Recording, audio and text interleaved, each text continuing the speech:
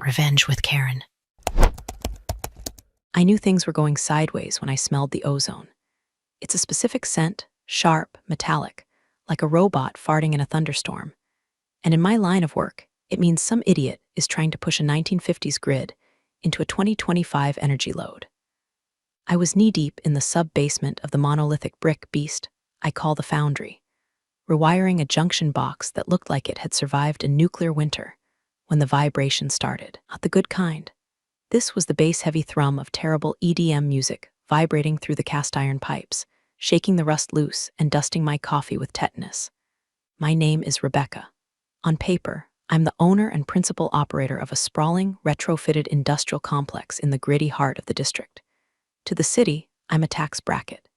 To the utility companies, I'm a lethal headache who knows more about amperage than their senior engineers. But to the tenants, usually keep that vague. I like the shadows. I like the grease. I like knowing that when a breaker trips, I'm the one holding the screwdriver, not some helpless suit waiting for a service call. Quick side note before I get into the carnage. If you guys enjoy listening arrogant tech bros get dismantled by industrial machinery and contract law, maybe smash subscribe button or drop a like. It keeps the caffeine flowing and the rage focused.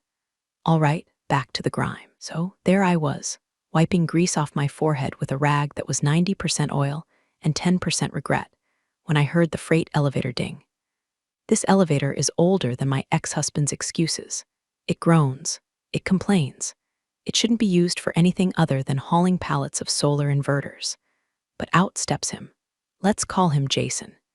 Jason looked like he was manufactured in a lab funded by Daddy's hedge fund. Was wearing a t-shirt that cost more than my first car, distressed jeans that looked like they'd lost a fight with a lawnmower, and pristine white sneakers that had never touched actual dirt. He was flanked by two clones, guys named Tyler or Braden, holding lukewarm lattes and looking at the exposed piping like they were in a zoo for poor people. Jason didn't just walk, he strutted. He was the new sublet in Suite 404. The original tenant, nice graphic design firm that paid on time and never flushed paper towels, had subleased the space to Jason's disruptive startup without vetting him properly. I hadn't met him yet. I had just seen the paperwork, quantum synergy or blockchain smoothie or some other buzzword salad that meant they burned cash and produced nothing but noise complaints. I stepped out of the utility alcove, wiping my hands. I was wearing my favorite coveralls, Carhartt, stained with 3 decades of hydraulic fluid and coffee. My hair was pulled back in a messy bun held together by a zip tie. Don't judge. It holds better than elastic. Yo, Jason barked, his voice echoing off the concrete. He wasn't looking at me, he was looking through me. He was looking for a servant. I paused, leaning against a support pillar that was thick enough to stop a tank. Can I help you? I asked. My voice is gravelly, comes from years of shouting over generators and smoking cigarettes when I was young and stupid. He turned, scanning me up and down with a look of mild disgust. It was the look you give a trash can that's slightly too full. Yeah, where's the freight access? We got a shipment of ergonomic pods coming in. The loading dock is locked. The loading dock is locked because it's 6:00 p.m. on a Friday, I said, keeping my face neutral. Deliveries need to be scheduled 24 hours in advance. It's in the building bylaws, he laughed. It was a dry, hollow sound like shaking a box of uncooked pasta. Bylaws? Look, lady, we're subletting the penthouse suite. We don't do schedules, we disrupt. Just open the door. He snapped his fingers. Actually snapped them. At me. The sound triggered a primal rage deep in my lizard brain, kind usually reserved for people who drive slow in the left lane or chew with their mouths open. I don't have the keys on me, I lied. I had the master key, a heavy brass skeleton key that could open the gates of hell if I turned it right, hanging on my hip. Ugh, useless, he muttered to one of the clones. This is what happens when you rent in these up-and-coming gentrified dumps. The help is always slow. He turned back to me. Hey, maintenance girl, just go find the super or the landlord or whoever signs your checks. Tell them Jason from Omnistream is here, and I don't wait for doors. Maintenance girl. I felt a smile twitch at the corner of my mouth. It wasn't a nice smile. It was the smile of a shark spotting a swimmer with a cramp. He thought I was the janitor. He thought I was the hired help. He had absolutely no idea that he was standing on concrete I poured, under lights I wired, talking to the woman who owned the very air he was currently wasting. I'll see what I can do, I said, my voice dropping an octave into pure, unfiltered sarcasm. "Yeah, you do that," he said, turning his back on me to take a selfie with a rusty pipe. Hashtag industrial chic, hashtag hustle culture, he mumbled as he typed. I walked away. I didn't walk to the loading dock. I walked to the server room. I checked the logs. Jason's company had been in the building for 6 hours. That time, they had triggered 2 fire door alarms, propped open a security gate, and now, judging by the smell, were trying to plug a server rack into a standard 110V outlet. I watched him on the monitors from my office, a soundproof bunker hidden behind the boiler room. He was kicking the loading dock door now. "Disrupt this," I whispered, and I went home for the weekend. I didn't unlock the door. Thing people don't understand about commercial buildings is that they breathe. They have lungs, HVAC handlers, veins, copper wiring, and a brain, the building management system. And I am the neurosurgeon. My weekend was supposed to be peaceful. I had a bottle of Merlot that cost more than Jason's shoes and a stack of trade magazines about photovoltaic efficiency. But my phone kept vibrating. Not with texts, but with alerts from the BMS app. Alert Zone 4 Penthouse Sublet Power Load Critical. Alert Zone 4 Noise Decibel Breach. Alert Zone 4 HVAC Compressor Overload. Jason wasn't just moving in, he was colonizing.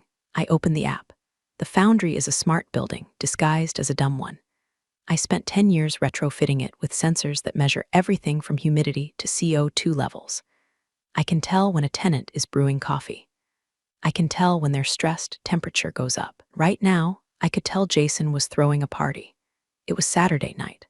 The logs showed a spike in energy consumption that looked like a heart attack on an EKG. They had plugged in something massive, probably a sound system that belonged in a stadium, or maybe a crypto mining rig disguised as an espresso machine. I tapped into the security feed. The camera in the 4th floor hallway showed a conga line of influencers, girls in dresses that defied physics and guys in vests that defied good taste, waiting to get into suite 404. Jason was at the door, holding a red cup, looking like the king of a very small, very loud hill. He had duct taped the fire door open. I took a sip of wine. This was a violation of Lease Clause 14, B. Fire Safety, and Clause 9, A. Noise Ordinances. But I wasn't going to call the cops. That's too easy. That's too Karen. Prefer to let the building do the talking. I accessed the HVAC controls for Zone 4. "You like it hot, Jason?" I muttered. "Let's see how your hair gel holds up against a tropical climate." I didn't turn the heat on. That would be obvious. Instead, I disabled the cooling compressors for his zone and adjusted the humidity set point to Amazon rainforest. In a room packed with 50 bodies dancing and drinking, the temperature would naturally rise. Without the AC to strip the moisture, it would become a swamp within 20 minutes. I watched on the monitor. It was subtle at first. People stopped jumping. Then the fanning started. Expensive menus were waved in front of sweaty faces. Jason was running around, yelling at a thermostat on the wall. He was jamming his finger into the plastic casing like it owed him money. Joke's on him. That thermostat is a dummy unit. Installed it purely for the psychological comfort of tenants who think they have control. Real control happens on my iPad, 3 miles away while I'm wearing fuzzy socks. My phone rang. It was the emergency maintenance line. I let it go to voicemail. 10 minutes later, a voicemail popped up. It was Jason. "Yeah, this is Jason from Omnistream. The AC is broken. We're dying up here. Fix it. Now. It smells like a locker room. This is unacceptable service for the rent we're paying." Technically, he wasn't paying me rent. He was paying the subleaser who was paying me. And the subleaser, a nice woman named Sarah, was currently in Bali and not answering her phone. I didn't call him back. I just watched. The party thinned out. The beautiful people don't like to sweat. They started drifting toward the exit, their makeup melting, their enthusiasm wilting like lettuce in a sauna. Jason was frantic, trying to hand out warm beers, but the vibe was dead. The networking event of the century had turned into a hot yoga class with alcohol. The next morning, Monday, I was in the lobby, checking the mail. I looked presentable, blazer, jeans, clean boots, not maintenance girl attire, but owner attire. Jason stormed in, looking hungover and furious. He spotted old Mike, the security guard who has been with me since the building was a textile factory. Mike is 70, deaf in one ear and knows where all the bodies are buried. "You," Jason shouted at Mike, "are you the super?" Mike looked at me, a twinkle in his eye. He knows the game. He shrugged. I just watched the door, son. Well, tell your boss that the HVAC system is garbage. Jason screamed, his voice cracking. My launch party was a disaster. Who runs this place, a slumlord? I cleared my throat. Is there a problem? I asked, stepping forward. Jason spun around. He narrowed his eyes, recognized me, but he couldn't place it. The jumpsuit was gone, the hair was down. To him, faces of service workers don't register. Yeah, there's a problem, he sneered. The building is falling apart, and wait. Didn't I tell you to fix the loading dock door on Friday? He squinted. The recognition landed. Oh my God, you're the cleaning lady I saw in the basement. My blood pressure spiked, but my face remained stone. I'm not the cleaning lady, I said calmly. Whatever. Maintenance, janitor, same thing. He waved his hand dismissively. Just tell Miss Langley, or whatever the name on the lease is, that I'm docking the rent for the AC failure. He walked past me, bumping my shoulder. Miss Langley, Mike whispered after the elevator doors closed. You want me to ban his fob? No, Mike, I said, smoothing my blazer. He wants a war with the building. I'm going to give him one. But first, I need to check his paperwork. Tuesday morning. Building smelled like burnt popcorn and ego. I was on the 4th floor, standing on a ladder with my head inside a ceiling tile. I wasn't actually fixing anything. I was installing a clandestine localized decibel meter right above Jason's suite entrance. Why?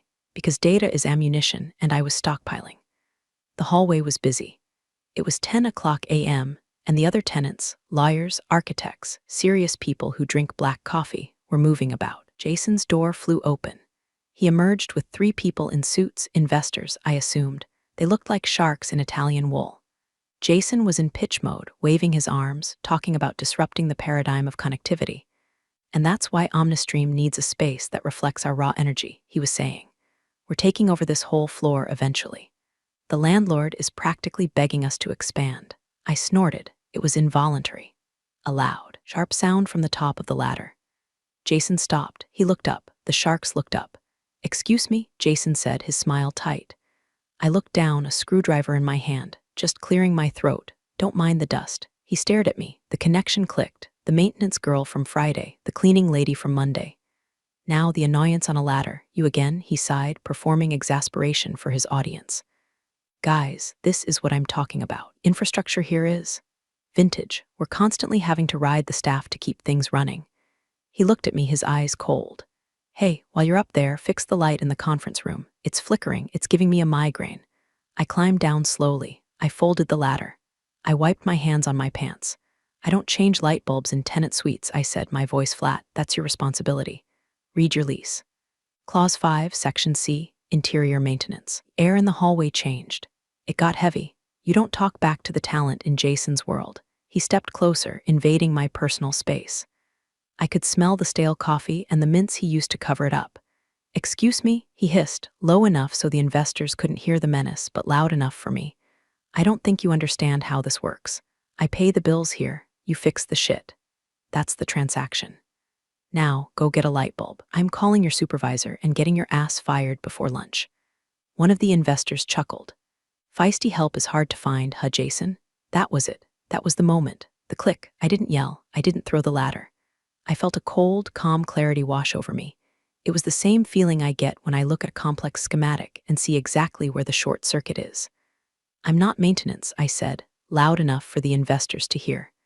And I don't have a supervisor. Jason laughed, a barking, ugly sound. Then what are you, a squatter?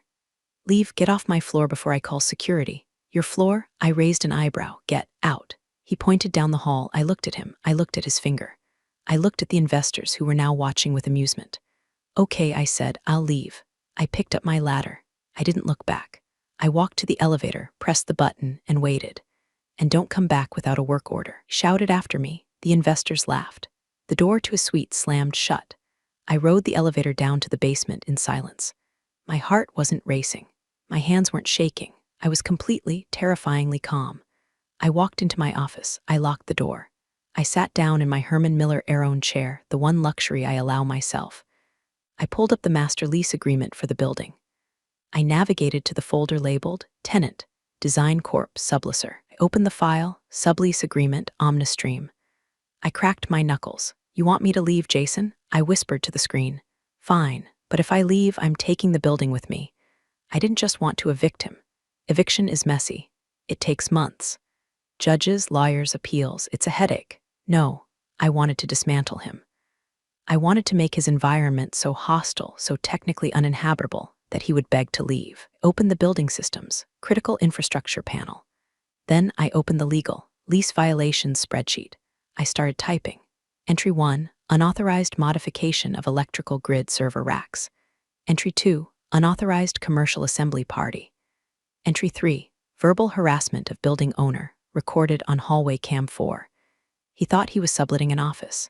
He didn't realize he was subletting the inside of machine. He just insulted the operator. Time to tighten the screws. There's a special kind of poetry in a commercial lease agreement. Most people see a wall of text, written in the dry, soul-sucking language of lawyers. I see a weapon. I see a schematic of trapdoors and tripwires, waiting for a moron to step on them. I spent Wednesday turning my office into a war room. The walls were covered in blueprints, but my desk was covered in paper. I dug out the original master lease for the graphic design firm that sublet to Jason. They were good tenants, quiet, respectful, paid in autodraft.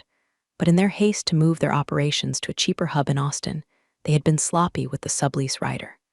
I found it on page 42, paragraph 7, the permitted use clause.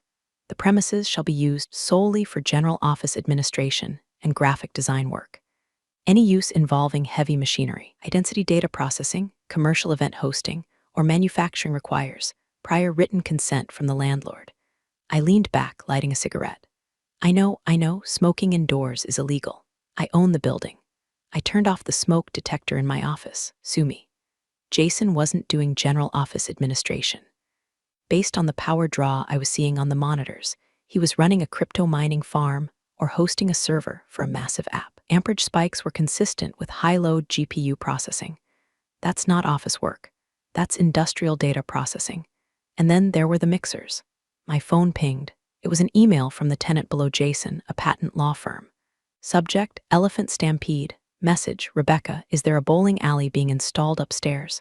The ceiling tiles are shaking dust onto our briefs. Please advise. I checked the security feed.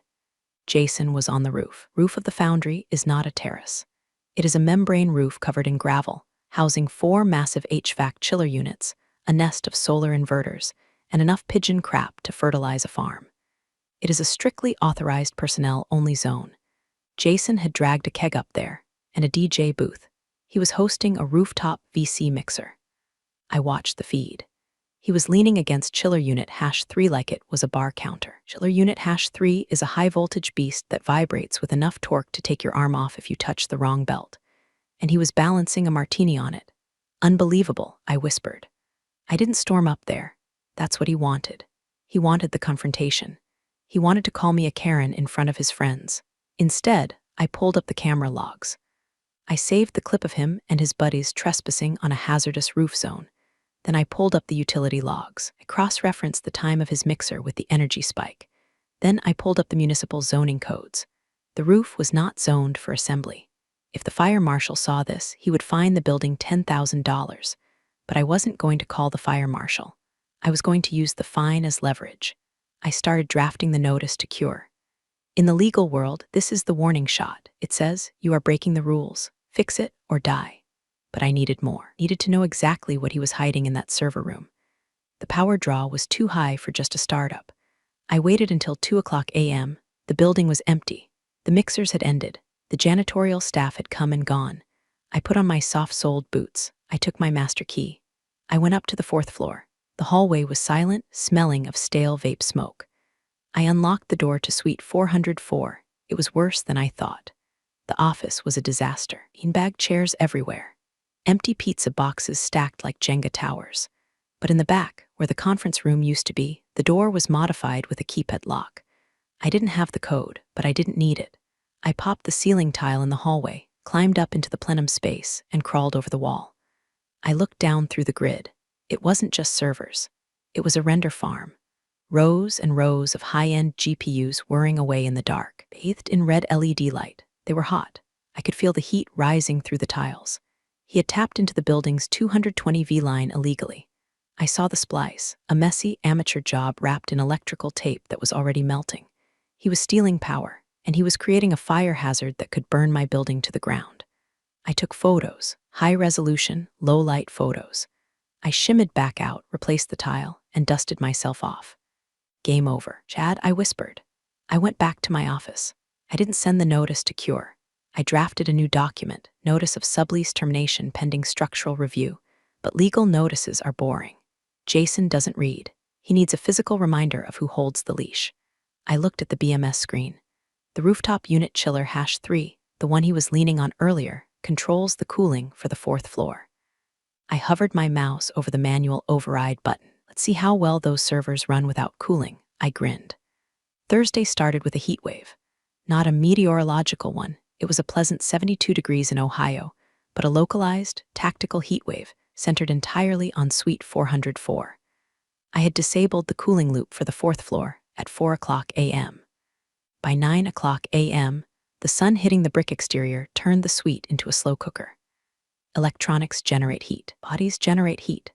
Jason's illegal server farm was generating enough BTUs to heat a small village. I sat in my office, watching the temperature sensors climb. Zone 4 current temp, 78 degrees F. Zone 4 current temp, 82 degrees F. At 9:15, the first email arrived. To Building Management from Jason CEO at OmniStreamio subject. Urgent, AC broken again text. The AC is out. It's sweltering up here.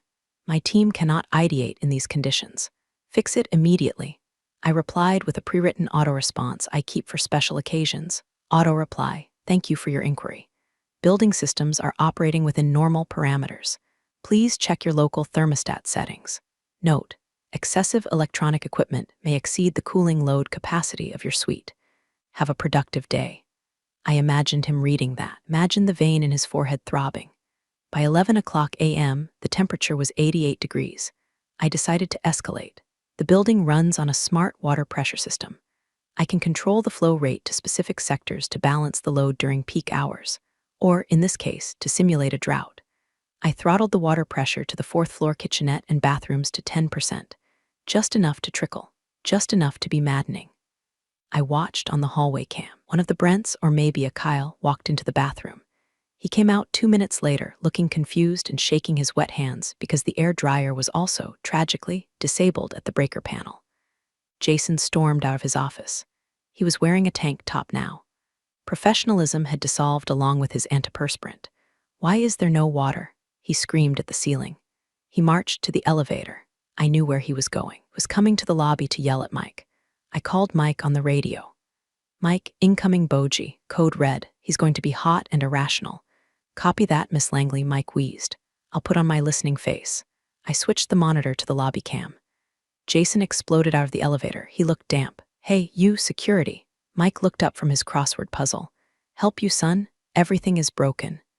The AC, the water, the internet is lagging. What kind of third world operation is this? Ah, the internet. I had almost forgotten. I tabbed over to the network switch controls. I didn't cut his internet, that would be too obvious. Instead, I set up a packet loss rule. Every 10th packet of data sent or received would just vanish. It's the digital equivalent of a stutter. Websites load, then freeze. Zoom calls disconnect for 3 seconds, then reconnect. It is psychological torture. Makes you question your sanity. I can't stream my pitch deck. Jason was yelling at Mike. Weather's nice, though, Mike offered helpfully. I don't care about the weather. Where's the landlord? I want to speak to the owner right now. Owner's out of town, Mike lied effortlessly. Big conference. In, Iceland. Jason kicked the front desk. This is a breach of contract. I'm suing. I took a bite of a bagel. Go ahead, sue the subleaser, I thought. See how that goes. Jason pulled out his phone. He was dialing someone. Mom? Yeah, it's me. No, the office is a disaster. It's like a sweatshop. Can you talk to Dad's lawyer? Yeah, no, I need you to send more money for a coworking pass. We can't stay here. He was cracking, but he wasn't leaving. Not yet. He had a launch demo scheduled for Friday, tomorrow. The investors were coming. The press, or what passed for press in his circle, mostly TikTok bloggers, were coming. Couldn't move the venue. He was trapped. I checked the logs. He had brought in portable AC units. I saw them on the camera, big, ugly plastic tubes sticking out of the windows. He was trying to fight the building. Cute. Portable ACs draw a lot of power, and his server farm was already pushing the amperage to the limit.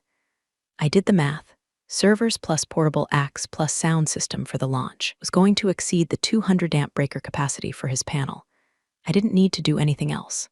Physics was about to take the wheel, but just to be sure, I drafted the final document, the one I would hand him personally. The stage was set.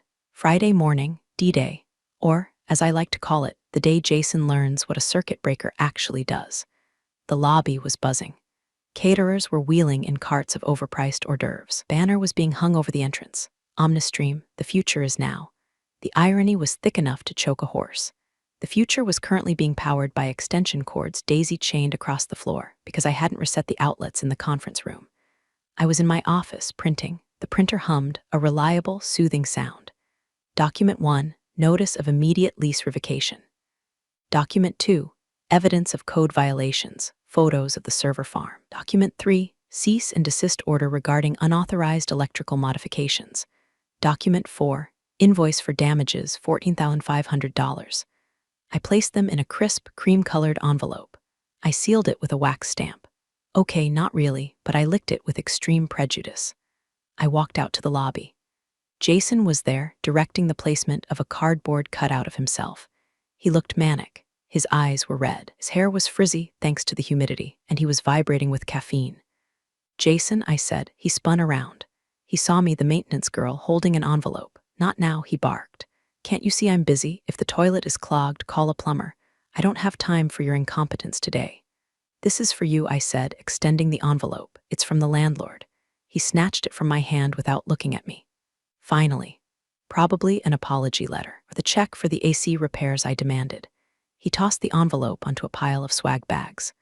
I'll read it later. Go clean up the loading dock. My investors are arriving in an hour. He didn't open it. Perfect. If he had opened it, he would have seen the line, effective immediately. All utility services to Suite 404 will be suspended due to safety violations. He would have had time to cancel. He would have had time to move the event. Because he saw me as furniture, because he saw me as beneath him, he threw his own eviction notice into a swag bag. I walked away. Have a great event, Jason, I said. Yeah, whatever, he waved. I went back to the basement.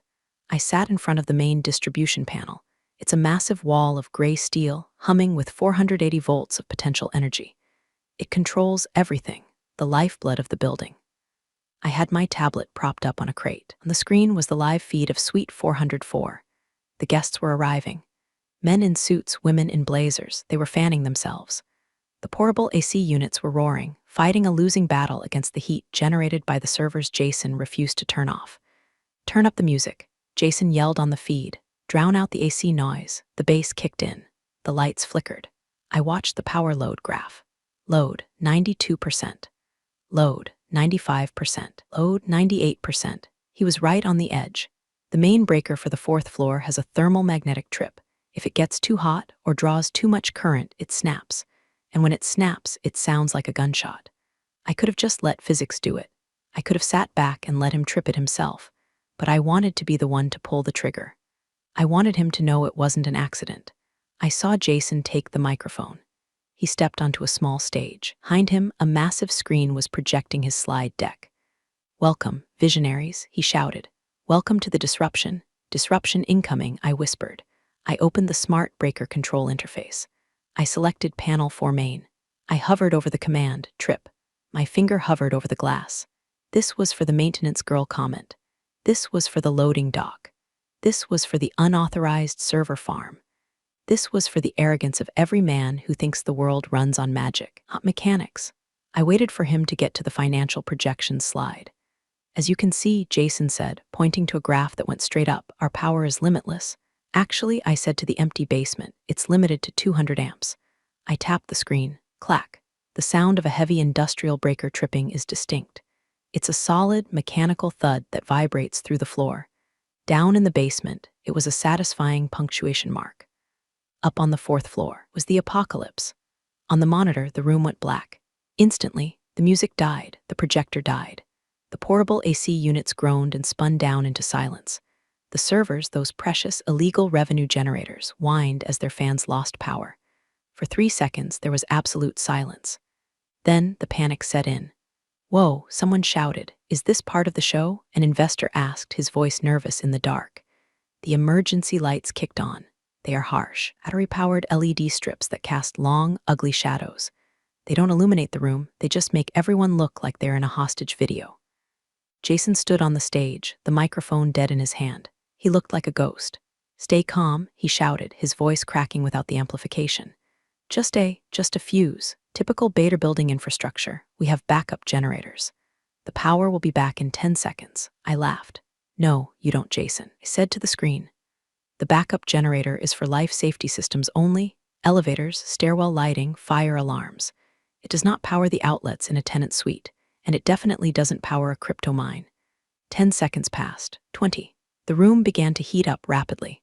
The pourable acts were dead. The bodies were packed tight. The smell of sweat and panic began to replace the smell of expensive cologne. "Jason, it's getting hot in here," a woman said. Losing connection to the server, another voice cried out. "The demo app is down." Jason scrambled off the stage. He was frantic. He pulled out his phone, using the flashlight to blind his own investors as he ran toward the door. "I'll fix it. I'll go reset it myself. Nobody leave. This is just a test of our resilience." He ran into the hallway. He ran to the electrical panel in the utility closet. I watched him on the hallway cam, yanked the panel door open. He stared at the breakers. He flipped them. Nothing happened. The sub-panel in his closet was fed by the main panel in the basement, and I had locked the basement panel out. He slammed the closet door. He kicked it. "Damn," he screamed, his voice echoing down the hall. Back in the suite, the investors were standing up. "This is a joke," one said. "Let's go." I'm sweating through my suit. Omnistream, more like Omnisham. Jason ran back into the room. "No, it's the landlord. She's incompetent. I'm going to sue her into the ground." "Just wait 5 minutes." He grabbed a waiter. "Go find someone. Find the janitor. Find that woman." That was my cue. I stood up. I smoothed my blazer. I picked up my tablet. I didn't run, I walked. I took the service elevator up. It runs on the emergency circuit. I stepped out onto the 4th floor. The hallway was filled with people leaving. Investors streaming out, loosening their ties, checking their phones. I walked against the current. I looked like Moses parting the Red Sea of disappointed venture capitalists. I reached the door of Suite 404. Jason was standing there, drenched in sweat, illuminated by the harsh glare of the emergency light. He looked wild. He saw me. "You," he screamed. He lunged at me, pointing a finger in my face. "You did this? You tripped the breaker, you incompetent." He stopped. He looked at my face. Really looked at it. He looked at the tablet in my hand, which was displaying the live schematic of his suite's power load. He looked at the calmness in my eyes. "Where is the landlord?" he hissed. "Get her on the phone right now." I tapped the screen on my tablet. The emergency lights in the hallway flickered once. "Jason," I said, my voice cutting through the noise. "I think you should read the letter I gave you." "The letter?" He blinked, sweat dripping into his eye. "What are you talking about? Fix the lights?" "I can't fix the lights, Jason," I said calmly, because I turned them off. The silence that followed was heavy. The few remaining investors near the door stopped. They turned to watch. This was more interesting than the slide deck. You turned them off," Jason stuttered. "You're the janitor, you can't." "I'm not the janitor," I stepped closer. "And I'm not the maintenance girl. My name is Rebecca Langley. I own this building. I own the copper wires you're melting, own the cooling units you're overloading, and I own the lease you just violated about 12 different ways." His jaw actually dropped.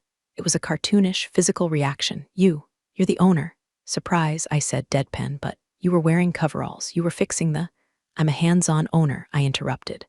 "Unlike you, I actually know how my business works." I held up the tablet. I swiped to the photos I had taken in the ceiling, photos of his illegal server farm. "This is a render farm, Jason, or maybe a crypto mine. I don't really care which. What I care about is that it's drawing 240 amps on a 200 amp circuit. It's a class of fire hazard. It's a violation of your sublease rider, Clause 7, regarding commercial use. And it's stealing electricity." I swiped again, the graph showing the power spike. "And this," I pointed to the red line, "is where you tried to run a nightclub on a system designed for a graphic design studio. You didn't just trip a breaker, you melted the subfeed." Jason looked at the tablet. He looked at the investors, who were now whispering. This is a misunderstanding," he stammered, his arrogance deflating like a punctured tire. "We were pivoting. We needed the compute power. I was going to pay for the upgrade." "You didn't ask for an upgrade," I said, yelled at the help, and treated my building like a dump. "Look, Rebecca." Miss Langley, he tried to smile. It was a ghastly sight. We can work this out. I have funding. I can write a check right now. Just turn the power back on. These people, they need to see the demo. There is no demo, I said, and there is no lease. I pointed to the pile of swag bags in the corner, illuminated by the emergency strobe. The envelope I gave you, that's your eviction notice, effective immediately. For cause, safety violations, unauthorized modifications, and breach of contract. He looked at the swag pile. He looked back at me. You can't do that. I have rights. I have a sublease. Read the sublease, Jason, I said, my voice hard as steel. Clause 19. Landlord reserves the right to immediately terminate tenancy in the event of actions threatening the structural or systemic integrity of the property. You threatened my grid. You're done. One of the investors, a tall man with silver hair, stepped forward. Is this true? He asked Jason. You're running an illegal mine on a residential commercial lease? No, it's distributed computing. Jason lied. It's a fire hazard, I corrected. And as of 5 minutes ago, I revoked the certificate of occupancy for this suite. You are all technically trespassing in a condemned zone. The silver-haired man looked at Jason with pure disdain. Told us you own the infrastructure. I. Jason stammered. I'm out, the investor said. He walked past Jason without looking back. Don't call me. The others followed. It was a mass exodus. Jason stood alone in the dark, the emergency light buzzing overhead. He looked at me with pure hatred. You ruined me, he whispered. You petty, vindictive. I didn't ruin you, Jason, I said. I just fixed the glitch. The loadout was pathetic. There's a specific sound to a failed startup moving out in the middle of the night. It's the sound of expensive office chairs bumping against doorframes and hushed arguments about whose dad is going to pay for the U-Haul. I stood by the loading dock, the one I had finally unlocked, smoking a cigarette. Jason was carrying a box of monitors. He looked smaller. The strut was gone. His shoes were scuffed. He walked past me. He didn't say a word. He didn't look me in the eye. Careful with that, I called out, exhaling a plume of smoke. Don't trip. He stiffened, but he kept walking. I had given him 24 hours to vacate before I changed the locks. He tried to threaten legal action, of course. His lawyer, who I suspect was just a frat brother with a podcast, sent me a cease and desist. I replied with a PDF of the melted wiring photos and a quote from my electrician for the repairs, $18,000. Legal threats stopped. The check for the damages arrived the next day. It was from his mother. I watched the truck pull away. The tail lights faded into the city smog. The building side, I swear I could feel the foundry relax. The voltage stabilized. The harmonics in the pipes smoothed out. The cancer was gone. I walked back inside. The lobby was quiet. Old Mike was asleep at the desk. I took the elevator up to the 4th floor. It was empty. Omnistream decal was peeled off the glass door, leaving a sticky residue. I walked into the dark suite. It still smelled faintly of nervous sweat and ozone. I went to the thermostat, the dummy one on the wall. I patted it affectionately. Then I pulled out my phone and opened the BMS app. Zone for status, vacant. System mode, eco-idle. I tapped a button. The lights in the suite softly illuminated at 20% brightness. The AC hummed to life, a gentle, steady purr, setting the room to a crisp, dry 72 degrees. The systems were balanced. The load was nominal. I walked to the window and looked out at the city. Some people think being a landlord is just collecting checks. They don't understand. It's about maintaining the ecosystem. It's about protecting the machine from the ghosts in the wires and the idiots in the distressed jeans. I pulled a mini bottle of whiskey from my pocket, a souvenir from a tenant's holiday basket. I cracked it open. Here's to maintenance, I whispered. I drank it in one shot. Then I turned off the lights, locked the door, and went downstairs to fix a leaky valve in the basement. Because unlike Jason, I actually have work to do. Office life teaches us one thing over and over: people reveal themselves eventually. This story just happened to catch that moment on record. Thanks for listening. See you again soon.